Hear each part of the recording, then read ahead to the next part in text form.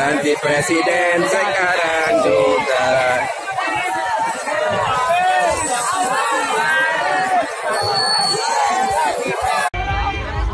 Inilah peserta Jalan Sehat Ganti Presiden Car Free Day di Surabaya.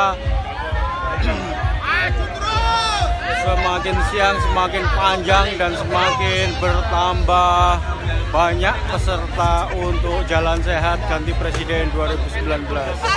Awalnya malu-malu, tapi kemudian peserta Car Free Day pada membeli kaos dan bergabung berjalan dari Taman Bungkul menuju ke TP, bolak-balik tambah panjang. Top.